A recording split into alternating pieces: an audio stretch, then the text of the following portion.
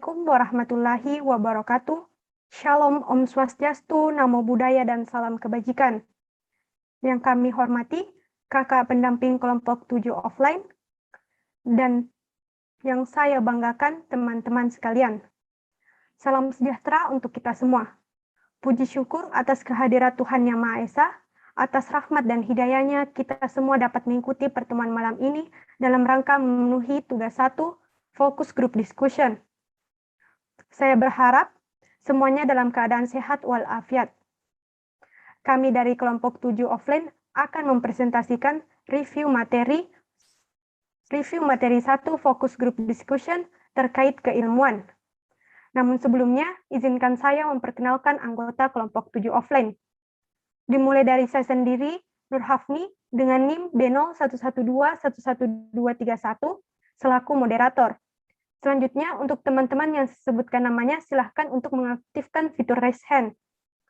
Yang pertama yaitu Afiq Ahmad Hanif dengan NIM B0112111229. Selanjutnya itu Andi Delvi Maharani dengan NIM B0112111235. Selanjutnya yaitu Nurul Mutmainah Paturusi dengan NIM B0112111238. Selanjutnya itu Nurul Mawadah dengan NIM B0112111219. Selanjutnya yaitu Angga Muammar F. Syamsibar dengan NIM B0112111214.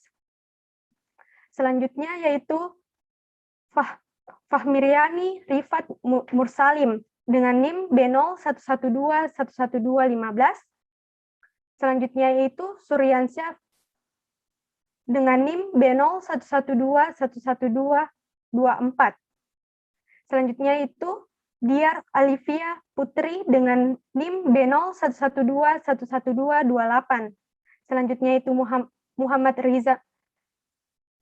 Rinzal Tahir dengan NIM B0112111242.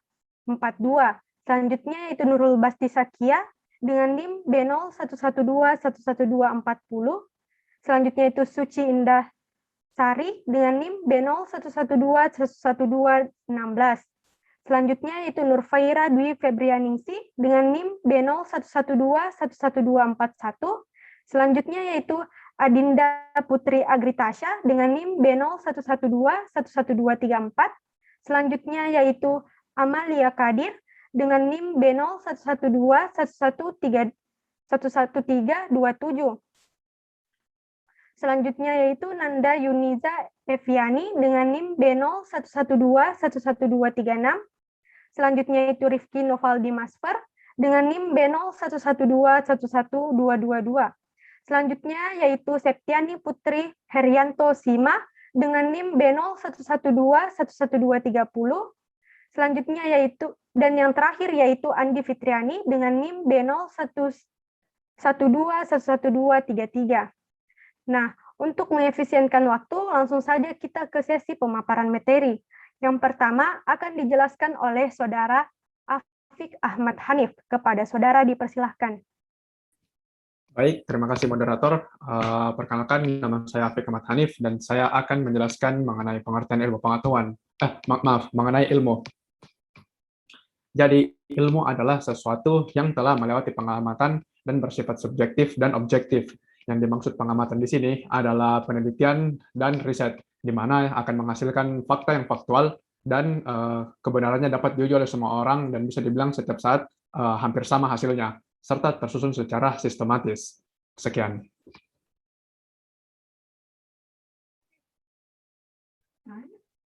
Baik, terima kasih. Materi selanjutnya akan dijelaskan oleh Andi Delvi Maharani. Kepada Saudari dipersilahkan. Terima kasih moderator. Saya akan menjelaskan tentang ilmu pengetahuan dan perbedaan pengetahuan. Ilmu pengetahuan merupakan sesuatu yang telah melalui pengamatan dan memiliki sifat objektif. Sedangkan pengetahuan merupakan sesuatu yang belum melalui pengamatan dan bersifat subjektif. Kembali ke moderator. Baik, terima kasih. Selanjutnya yaitu akan dijelaskan oleh Saudari Nurul Mutmainah Peturusi. Kepada Saudari dipersilahkan. Baik, terima kasih atas waktu yang diberikan. Ilmu dan pengetahuan tidak memiliki perbedaan yang signifikan, karena saat kita sudah mengetahui sesuatu, maka itu sudah menjelaskan secara tersendiri dan konsepnya tertanam sesuai pemahaman masing-masing individu, atau biasa disebut dengan self-explanatory. Sekian.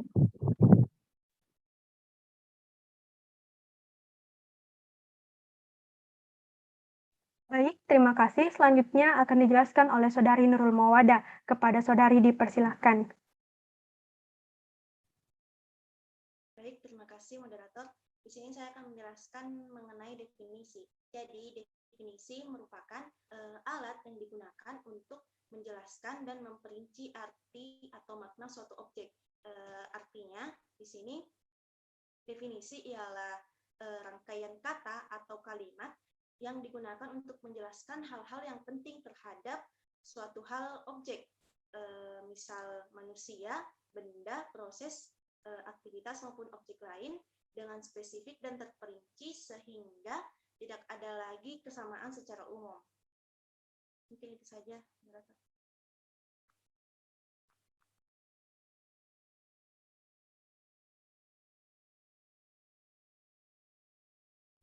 Baik, terima kasih. Selanjutnya yaitu akan dijelaskan oleh Saudara Angga Muammar. Kepada Saudara dipersilahkan. Terima kasih moderator atas kesempatannya. Di sini saya akan menjelaskan penyusunan definisi menggunakan kata melalui asal-usulnya. Jadi singkat saja saya mengambil contoh sejarah. Di sini yang akan kita cari yaitu asal-usulnya sejarah.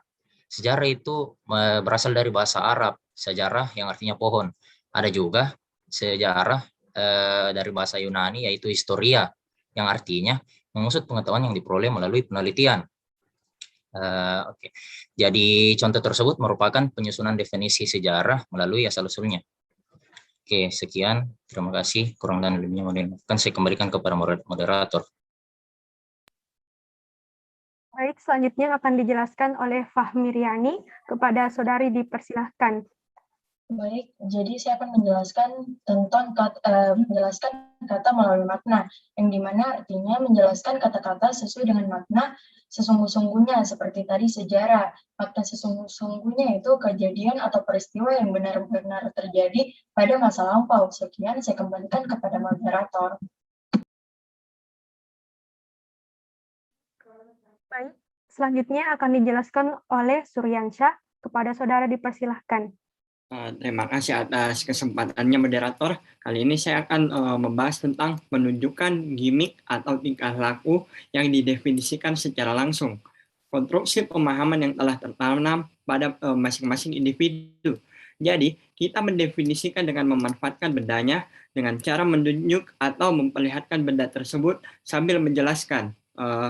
Kita beri contoh sedikit. Ini saya mengatakan ini adalah pulpen.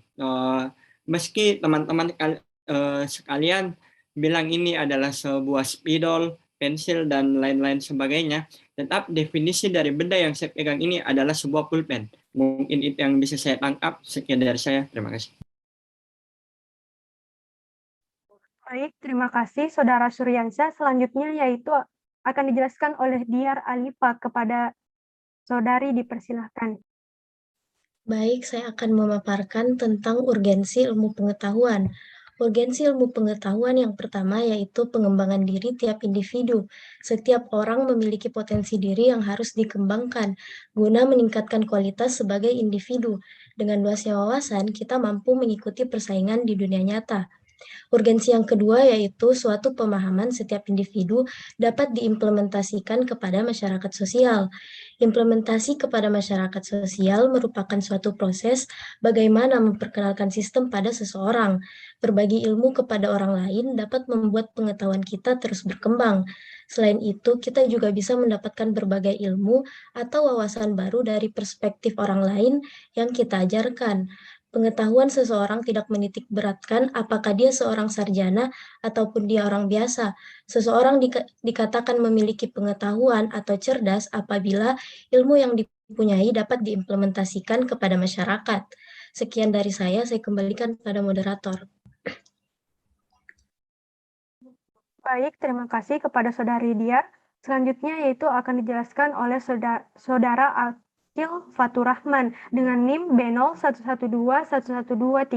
Kepada Saudara dipersilahkan. Terima kasih atas kesempatan moderator. Saya akan menjelaskan mengimplementasikan ilmu kepada masyarakat. Yang bermaksud di mana kita sebagai mahasiswa hukum, yaitu ilmu yang kita bisa mengimplementasikan kepada masyarakat, yaitu contoh terkecilnya, yaitu misal keluarga kita mengalami tanah sengketa atau tanah yang diserobot oleh mafia tanah. Kita sebagai mahasiswa hukum bisa memberikan informasi tentang undang-undang atau pasal.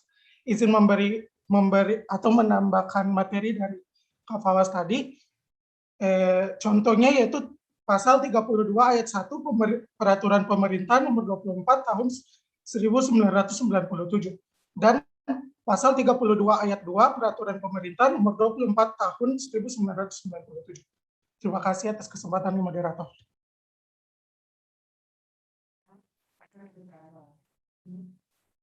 Baik, selanjutnya akan dijelaskan oleh Saudara Muhammad Rinzal. Kepada Saudara dipersilahkan.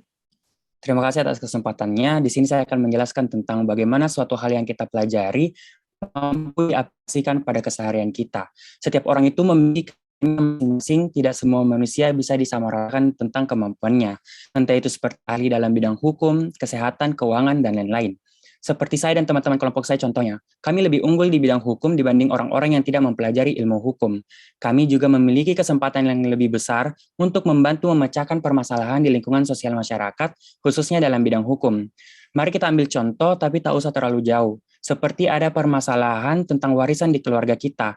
Di sini, kita sebagai mahasiswa hukum yang terpelajar dan sudah mendapat ilmu yang cukup, bisa dan sangat disarankan untuk membantu permasalahan tersebut, karena hanya kitalah mahasiswa dan lulusan hukum yang dapat menyelesaikan masalah tersebut karena berada di ranah hukum. Begitupun di bidang-bidang yang lainnya. Simpelnya seperti ini, apa yang telah kita dapat di lingkungan sekitar kita, entah itu di bangku perkuliahan maupun di organisasi, kita sebagai kaum terpelajar harus mengimplementasikan ilmu yang kita dapat ke lingkungan sosial masyarakat. Sekian, terima kasih. Saya kembalikan kepada moderator. Baik, terima kasih. Selanjutnya akan dijelaskan oleh Saudari Nurul Basti Sakia. Kepada Saudari dipersilahkan. Baik, terima kasih moderator. Di sini saya akan menjelaskan tentang sejarah ilmu pengetahuan. Di sejarah ilmu pengetahuan ini ada beberapa pandangan yang mempercayai keberadaan dewa-dewa, contohnya mitologi Yunani kuno. Mitologi Yunani kuno sendiri ialah sekumpulan mitos dan legenda yang berasal dari Yunani kuno dan berisi kisah-kisah mengenai dewa. Kebanyakan dewa Yunani digambarkan seperti manusia, dilahirkan namun tak akan menua, kebal terhadap apapun, bisa tak terlihat, dan tiap dewa mempunyai karakteristik tersendiri. Karena itu, para dewa juga memiliki nama dan gelar untuk tiap karakternya yang mungkin lebih dari satu. Sekian dari saya kembalikan ke moderator. Baik, terima kasih. Selanjutnya akan dijelaskan oleh Saudari Suci Indahsari. Kepada Saudari dipersilahkan. Baik, di sini saya akan membahas materi tentang konsep animisme. Konsep animisme atau yang dikenal dengan kepercayaan terhadap dewa dan mitos yang terjadi pada masyarakat Yunani pada abad ke-15 sebelum Masehi sampai pada abad kurang lebih 8 sebelum Masehi, di mana pada abad ke-8 sebelum Masehi sampai pada abad ke-5 Masehi muncul tokoh-tokoh pemikir yang berpusat di kota Athena Yunani seperti Socrates, Plato, dan Aristoteles. Sekian, saya kembalikan kepada moderator. Terima kasih. Selanjutnya akan dijelaskan oleh Saudari Adinda Putri Agritasya. Kepada Saudari dipersilahkan. Baik, terima kasih moderator. Di sini saya akan menjelaskan tentang zaman kegelapan. Zaman kegelapan merupakan sebuah zaman antara runtuhnya Kekaisaran Romawi dan Renaissance atau munculnya kembali peradaban lama. Masa ini disebut juga sebagai era atau masa medieval. Abad ke-8 dan wajah peradaban barat pada abad pertengahan ini didominasi oleh filsafat Kristen. Filsafat Kristen atau abad pertengahan ini antara lain bertokohkan filsuf Plotinus, Augustinus atau Augustin, Anselmus, Robert Glasses, Roger Bacon, Albert Agung, Thomas Aquinas, dan lain sebagainya. Penjelasan berikutnya akan disampaikan oleh teman saya, Nur Faira. Terima kasih, Saudari Adinda. Selanjutnya akan dijelaskan oleh Saudari Nur Faira Dwi Febrianingsi. Kepada Saudari dipersilahkan. Baik, terima kasih. Saya akan melanjutkan materi dari Saudari Dinda. Masa kegelapan yang juga dianggap sebagai tidak adanya prospek yang jelas bagi masyarakat Eropa. Keadaan ini merupakan wujud kekuasaan agama, yaitu gereja Kristiani yang sangat berpengaruh. Gereja serta para pendeta mengawasi pemikiran masyarakat, serta juga politik. Mereka berpendapat hanya gereja saja yang pantas untuk menentukan kehidupan, pemikiran, politik, dan ilmu pengetahuan. Akibatnya, kaum cendekiawan yang terdiri daripada ahli-ahli sains merasa ditekan dan dikawal ketat. Pemikiran mereka pun ditolak dan timbul ancaman dari gereja, yaitu siapa yang mengeluarkan teori yang bertentangan dengan pandangan gereja akan ditangkap dan didera, malah ada yang bahkan dibunuh. Sampai situ saja, terima kasih. Saya kembalikan kepada moderator. Kasih. Selanjutnya akan dijelaskan oleh Amalia Kadir. Kepada saudara dipersilahkan. Terima kasih atas kesempatannya, moderator. Pada kali ini masih dalam konteks pembahasan masa kegelapan atau zaman kegelapan di mana revolusi gereja itu masih terjadi. Nah, salah satu kejadian yang dicatat oleh sejarah di dalam revolusi gereja itu adalah adanya surat indulgensi. Nah, surat indulgensi ini adalah surat pengampunan dosa yang dibuat oleh gereja dan ditukarkan dengan uang atau gandum atau tanah. Nah, mungkin itu saja yang dapat saya jelaskan sebagai contoh dari peristiwa revolusi gereja ini. Selanjutnya, saya persilakan kepada moderator untuk mempersilakan teman yang lain menjelaskan. Terima kasih. Selanjutnya akan dijelaskan oleh Saudari Nanda Yuniza Eviani. Kepada saudari dipersilahkan. Baik, terima kasih moderator atas kesempatan yang diberikan kepada saya. Jadi perkenalkan, sebelumnya nama saya Nanda Yuniza Eviani. Seperti yang kalian ketahui, selanjutnya adalah zaman pencerahan atau zaman Renaissance, yaitu zaman yang secara harafiah berasal dari bahasa Prancis yang berarti terlahir kembali. Jadi maknanya secara spesifik berarti setelah zaman kegelapan yang terjadi di abad 11 sampai 17, terbitlah zaman Renaissance atau era terlahir kembali. Zaman ini menjadi gerbang awal dalam kebebasan berpikir dan rasionalitas setelah banyaknya kaum Nasrani yang protes terhadap kekuasaan otoriter gereja. Zaman ini ditandai dengan munculnya penghargaan terhadap etika, estetika, dan rasionalitas, sehingga banyak orang yang tak hanya berorientasi pada agama semata, melainkan mulai membuka pikirannya terhadap industri. Pada zaman ini juga banyak muncul inovasi-inovasi baru pada berbagai bidang ilmu pengetahuan seperti astronomi, filsafat, ekonomi, sosial budaya, dan lain-lain. Seperti yang dijelaskan oleh kakak pemateri tadi, yaitu Kakanda Muhammad Fawaz Abian, beberapa contoh tokoh-tokoh penting pada era Renaissance ini adalah Leonardo da Vinci, Galileo Galilei, dan René Descartes. Baik, itu saja dari saya kembalikan kepada moderator. Baik, terima kasih. Selanjutnya akan dijelaskan oleh Saudara Rifki Novaldi Masfar. Kepada saudara dipersilahkan. Baik, terima kasih atas kesempatannya. Baik, terima kasih kesempatan yang diberikan kepada saya. Saya akan menjelaskan tentang teori zaman pencerahan. Pencerahan dalam praktiknya sebenarnya melanjutkan pandangan Renaissance, yaitu pada keyakinan bahwa apa yang baik dan bernilai pada dirinya ada pada dunia alamiah ini.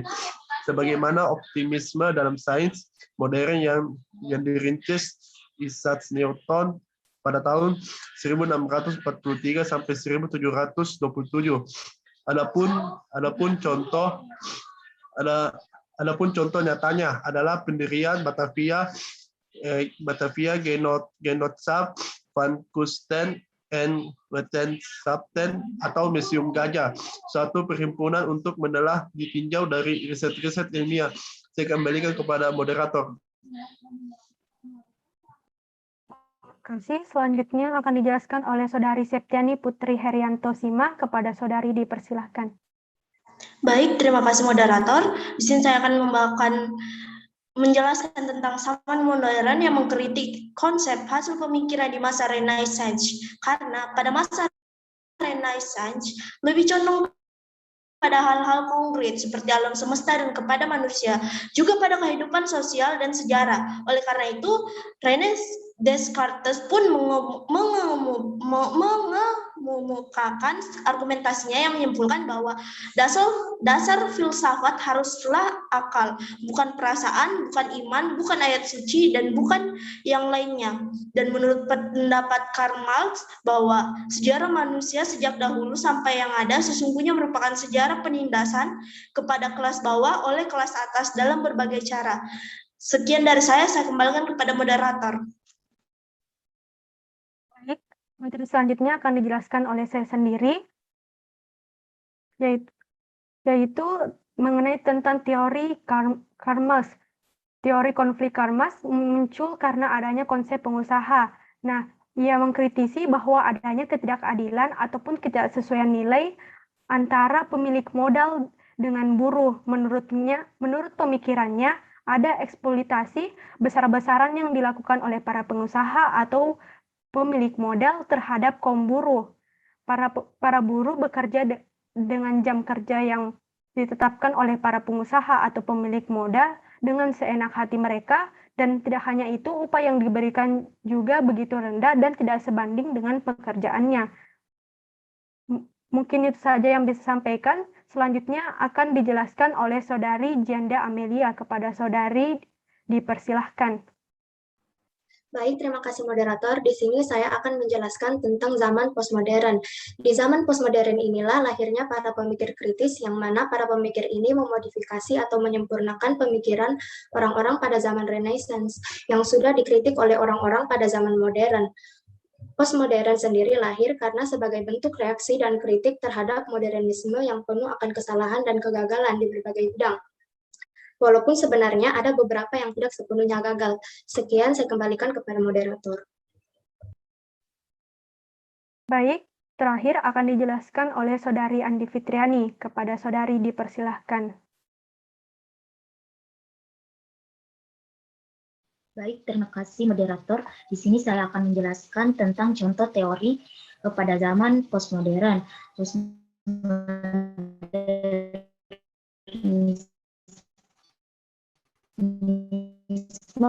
Menganggap sesuatu ilmu tidak harus langsung diterima kebenarannya, harus diselidiki dan dibuktikan terlebih dahulu.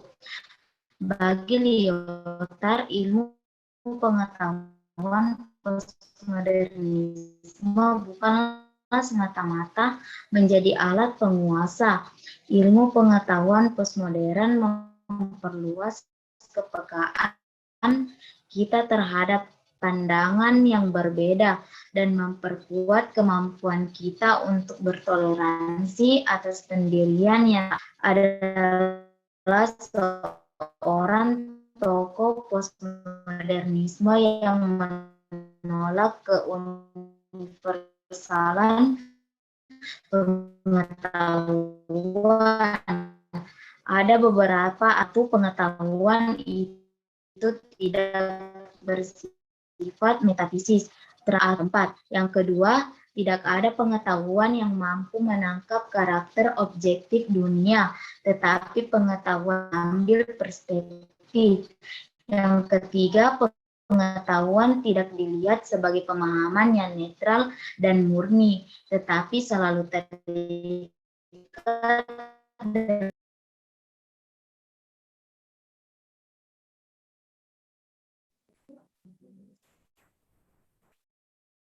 Baik, mohon maaf.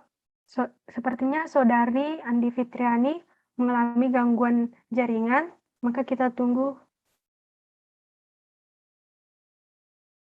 terlebih dahulu selama 5 menit.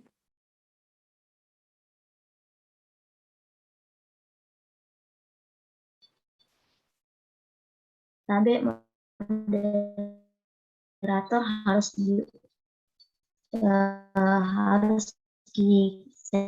saya ulang atau bagaimana? Saudari Andi Fitriani, silahkan untuk mengulangi materinya. Ya, Baik, dipersilahkan. Terima kasih atas kesempatannya. Di sini saya akan menjelaskan tentang contoh teori pada zaman postmodernisme. Postmodernisme menganggap sesuatu ilmu tidak harus langsung diterima kebenarannya, harus diselidiki dan dibuktikan terlebih dahulu. Bagi Lyotard, ilmu pengetahuan postmodernisme bukanlah semata-mata menjadi alat penguasa. Ilmu pengetahuan postmodern memperluas kepekaan kita terhadap pandangan yang berbeda dan memperkuat kemampuan kita untuk bertoleransi atas pendirian yang tak mau dibandingkan. Michel Foucault adalah seorang tokoh postmodernisme yang menolak keuniversalan pengetahuan. Ada beberapa asumsi pemikiran pencerahan yang ditolak oleh Foucault, yaitu satu, pengetahuan itu tidak bersifat metafisis, transendental atau universal, tetapi khas setiap waktu dan tempat. Yang kedua, tidak ada pengetahuan yang mampu menangkap karakter objektif dunia, tetapi pengetahuan itu selalu mengambil perspektif. Dan yang ketiga, pengetahuan tidak dilihat sebagai pemahaman yang netral dan murni, tetapi selalu terikat dengan rezim-rezim penguasa. Terima kasih, saya kembalikan kepada moderator. Baik, terima kasih Saudari Andi Fitriani. Dengan berakhirnya materi dari Saudari Andi Fitriani, maka berakhir pula lah presentasi kita pada malam ini terkait dengan materi 1, fokus group discussion terkait dengan materi keilmuan. Saya Nur Hafni selaku moderator kelompok 7 offline undur diri. Sekian, terima kasih. Wassalamualaikum warahmatullahi wabarakatuh.